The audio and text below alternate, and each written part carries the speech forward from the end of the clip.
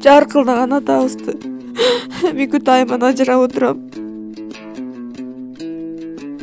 Чалып күйөөңүз сиз кимиси болосуз дейт. Мен жубай болом десем, сиздин күйөөңүз баатыр, мыкты жоокер деп бир сыйра айтып күйөөңүздүн сөөгүн салбайдык дегенде балдарым жанымда болчу, экөө тегип отурганда кызым ба деп чаңырган теден калды. Байке, бизден переживать этпе. Мы вооружены до зубов депчи. Эч переживать этпегиле десилер, өзүңөр аман болгула деп. Эң кичинекей эркебизди алып отурушуп деп. Элим, жерим деген балдар эртең күнү атасына таажим эткен аталардан болом деп коштошкондо эле сөз жазды мага. Саламатсыздарбы, Супер кечи порталынын катталуучулары, кече жакында гана баарыбызга белгилүү болгондой, тажиктердин кол салуусунан улам баатырларча каза тапкан Мирлан Какеевдин үйүнө бүгүн жакындарынын абалын билүү үчүн дал ушул Константиновка айылына келип калдык. Биз менен болуңуз.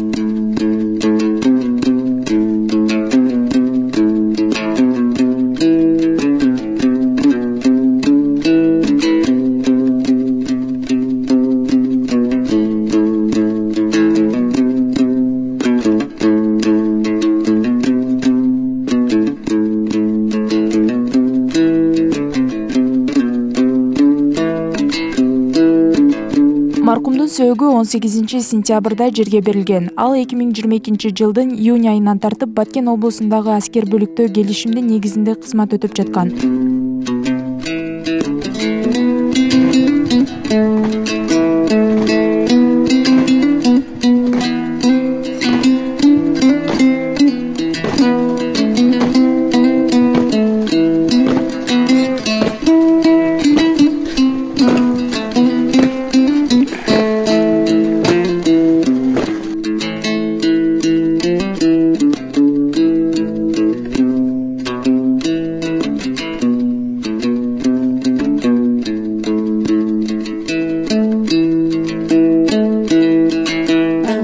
Караштуу Тянь-Шань районунда Куланак деген айылда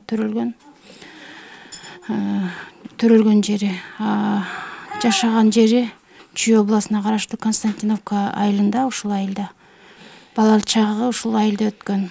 2 кыз, 5 эркек, 5 эркектин кичүүсү болчу иним. Ошол дагы кызмат өтөгөнүнө, ушул тармакта кызмат өтөгөнүнө көп эле болду. Өзү МЧСте служба кылган. Ошондон бери эле ошо орган жагында жүрөт. Баткенге кеткенине 3 ай болгон. 3 ай болгон ошо. Курман болуп кеткен. Мирлан жубай болом. Экөөбүз. Мен ошо Какеев Элдана 2007 сүйлөшүп, 2008 баш кошконбуз. Баш кошкондон кийин 2009-жылы бир кызды болдук.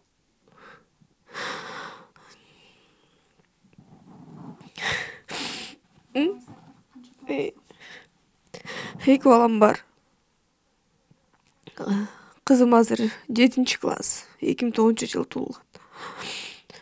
Балам 2012 4-класста окуп жатат.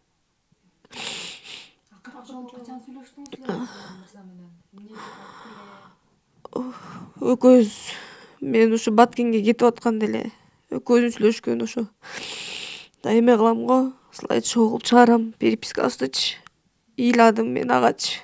Кетпе. Согуш болот аякта. Жүрөм сезгенде эле ыйлаба. Эмне мен жыргагандан кетип атырмын, элим жерим деп айтты. Мен айттым, эл жер коргогон кишилер аз бекен. Бизчи депчи. Десе мага болгон жок. Бир тагандарын ыйлааны көнгөн жок. Баткенге кетти. Кетип күнөө кабарлашып турчубуз, күнөөгө жазчы, чалчы. Анан Морик акыркы күнү 15 мага жазды. Эла баары жакшы. Өзүңдү кара, балдарды кара. Элим, жерим деген балдар. Эртең күнү атасына таазим эткен аталардан болом деп коштошкондо эле сөз жазды мага. Анан айттым, эмнеси болсо да аман келчи, аман келчи, аман келчи. Мага эч нерсеси керек эмес, мага аман кел десем, ооба сөз берем дегендей эле жок. Сөөгү келди. Күйүтүм ачуу. Мүнөзү кандай болчу? Эң кичүүсү деп атасыз го. Мүнөзү токтоо, тамашакөй бала эле өзү. Жоош, балдардын кичүүсү болуп, баарыбыз аны бир да жол Мирлан деп атынан толук атап көрбөгөн экенбиз, Мику деп жүрчүбүз. Ошол как раз мен дагы ошол Мурат, Мирландан улуу, Микудан улуу иним бар, Мурат деген. Ошо менен күндө байланышып, күндө эме кылып кабарлашып, биз ошентип турчубуз. Иним айтып калды мага 16-сында, кыял же Мику что-то не то эмеге барып, ККМга барып сурап көрүңүзчү деп. Как раз 16-сы күнү эртемен 7-де жазыптыр иним. Мен 7:30 туруп окуп эле ККМга бардым. Инимдин дайынын билип кетейин деп. Барсам алар бизде эмес, ал погранслужбада деп мени Медерево Аваяга жөнөттү.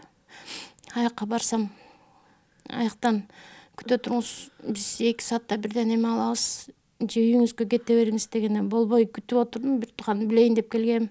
Бир тууганым дайынын билип кетейинчи деп. Ага чейин иним кыял же дайынын билмейинче кетпеңиз, мен барып калам жумуштан деп. Эме кылгандыктан экөөбүз чогуу кетебиз, инимди күткөнчө отуруп турайынчы деп дагы ошол жерде калып калдым.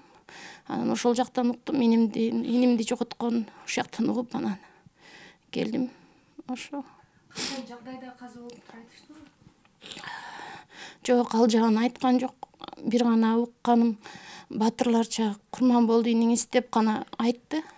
Ал жагын толком деле сураганга деле өзүмдүн акыбалым жок болчу да негизи. Ошол. Ошондон бери мына отурабыз, инимди жайына берип коюп, ыйлап сыктап, аркасында 2 баласы бар.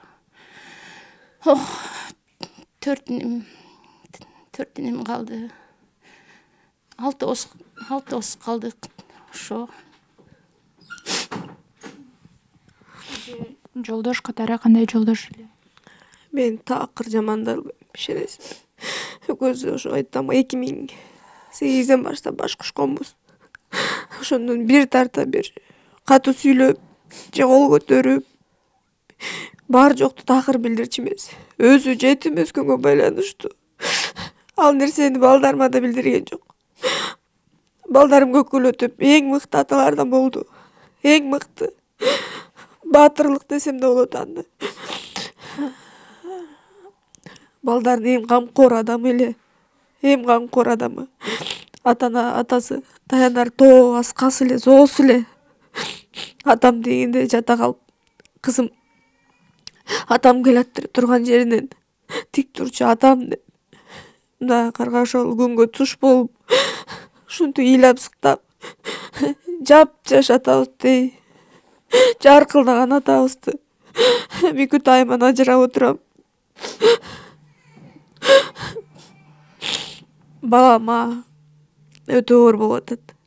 Атасынын ушу эмеси келгичекти, сөөгү келгичекти ишенишкен жок. Биз да ишенген жокпуз.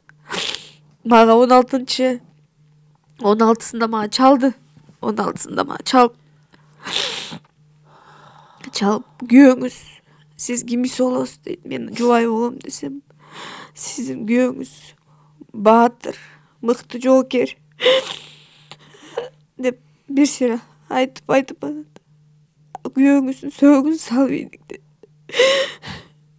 Дегенде балдарым жанымда болчу, экөө тегип отурганда кызым па деп чаңырган теден калды. Балам эркек экен, атасына окшогон. сабырдуулугун кармады. Балам азыр кызым күйүүтүнө күйүп турат азыр. Балам кичирээк болуп турат.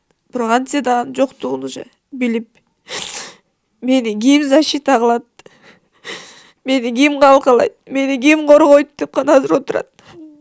Кошунам чоң баласы бар, ошо мени коргойт экен. Мам деп келиптир баягыдачы. Ушинтип айтып атат.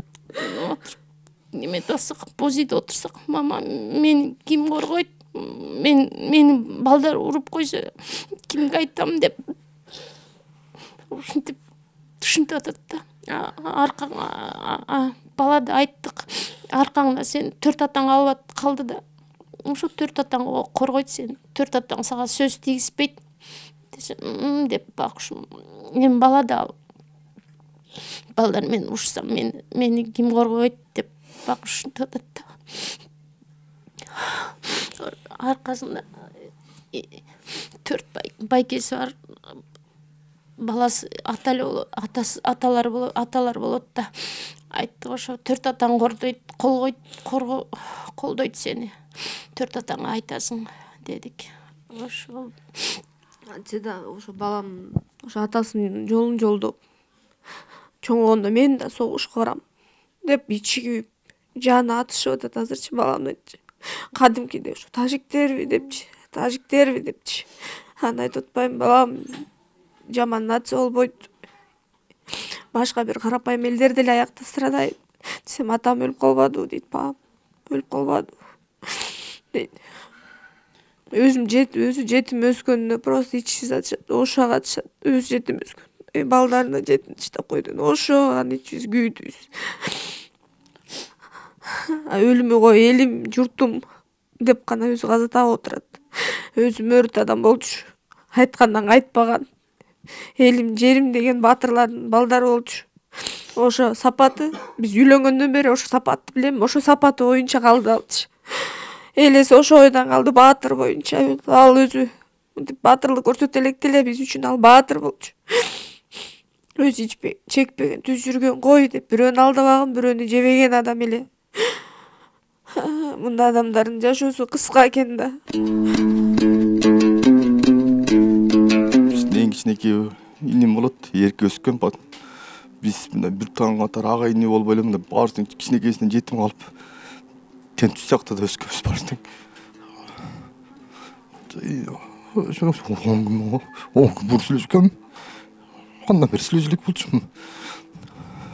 16 күнү инеме айттым, телефон чалсам албай атат, билип берчи деп. Ошо андан кийин эле кабар келди, жумушта турсам ушундай деп барып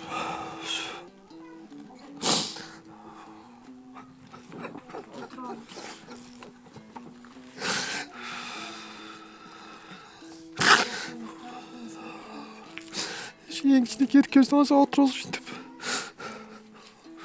Барып десек болбойт, бара бере деп.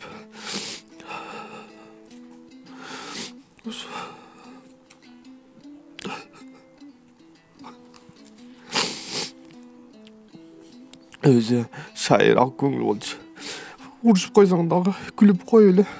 Ырсалаңдап кой эле, күлүп кой эле, тийип койгой эметип койчу. Мындай капа ментип калам дебейчү да. Булардын жүрөгүн оорутпайын деп эле биз ушу байке деп эле баарыбыз эже деп эле жүрчү. Өзү ак көңүл шайыр болчу. Өзү патриот болчу, постоянно бирдеме десең эле шака этип калчу. Булдап эле кой деп. Эң биринчи, эң алдыңкы немелерден боруп, биринчилерден болуп барды да инемче ошол жака. Кече жок, мурда күнү сөөгү келди. Бияка келип көрдүк.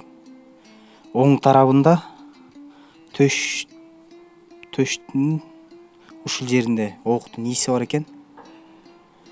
Анан төшүндө бронежилеттен өтпөй калган ошо көк ала жери бар экен. Баа тийгенде бронежилет сактап калган.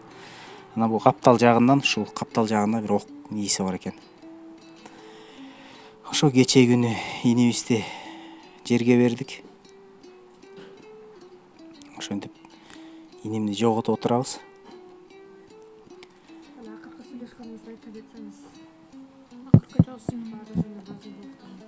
Мени мен айтып атам ошо негизи биз бияктан новостиден көрүп эле атпадыкпы эмне болуп атканын, бүт кыргыз элим көрүп атты. Анан мага сүрөтүн жиберди. Полный вооружен. Байке, бизден переживать этпе. Мы вооружены до зубов депчи. Эч переживать этпегиле десилер, өзүңөр аман болгула деп сүрөтүн жиберди. Мына бизди көрүп койчу. Жакшы элебиз биз деп. Ошо сүрөттөрүн көрүп, кичине кабар болуп атканда эле эз алып калып аттык, мындай успокоить өзүбүз. Көрсө аякта катуу эле болуп аткан экен да. Бизди успокоить этиш үчүн эле ошондой сүрөттөрдү жиберип коюп аткан окшойт. Коркпо, байке. Мы вооружены до зубов деп койду да магачы. Болду, ошол акыркы сөзү ошол болду. Ошондой инимди жоготкондо кабыргам кайышып турат. Жакшы да сүйлөй албай атам ошо. Супер KG порталынын эмгек жамааты Тажикстандын куралдуу кол салуусунан улам каза болгондордун жакындарына терең кайгыруу менен көңүл айтат.